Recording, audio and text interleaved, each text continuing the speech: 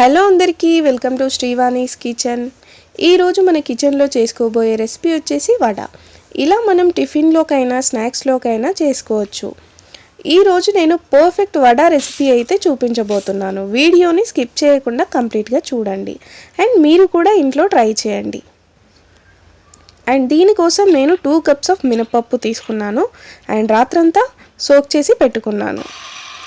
And గ్రైండర్లో కాకుండా మిక్సీలో ఎలా చేయాలో చూపించబోతున్నాను.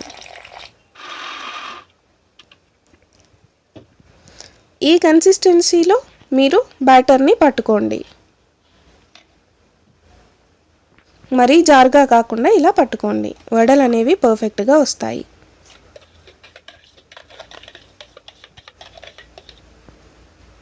అండ్ 1 కప్ ఆఫ్ ఇడ్లీ రవ్వ తీసుకోండి. దీనివల్ల క్రిస్పీగా సాఫ్ట్గా వస్తాయి వడలు.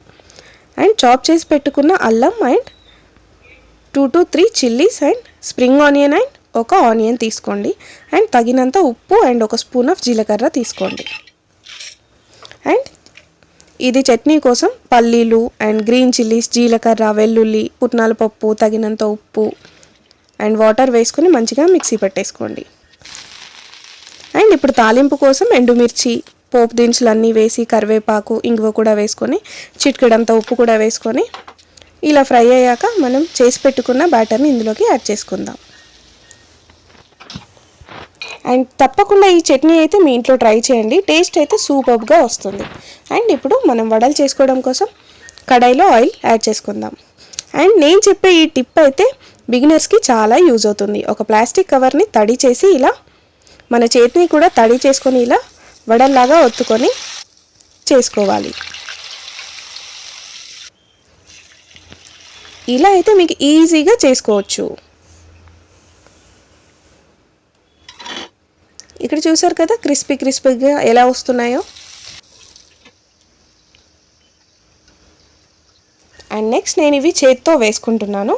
అండ్ మనం చేత్తో వేసిన దానికి కవర్తో చేసిన దానికి చాలా డిఫరెన్స్ ఉంటుంది. బట్ బిగినర్స్కి అయితే మంచిగా యూజ్ అవుతుంది. అండ్ సెకండ్ టైం కూడా మనం వడల్ని ఇలా ఫ్రై చేసుకోవాలి. జస్ట్ 1 minute హై ఫ్లేమ్లో పెట్టి ఇలా కుక్ చేసుకోవాలి. ఇంతే అండి, సింపుల్. తప్పకుండా మీరు కూడా మీ ఇంట్లో ట్రై చేయండి. అండ్ ఎలా వచ్చిందో కామెంట్ సెక్షన్లో కామెంట్ చేసేయండి. బయట క్రిస్పీగా లోపల సాఫ్ట్గా సూపర్గా వచ్చాయి. Thank you for watching.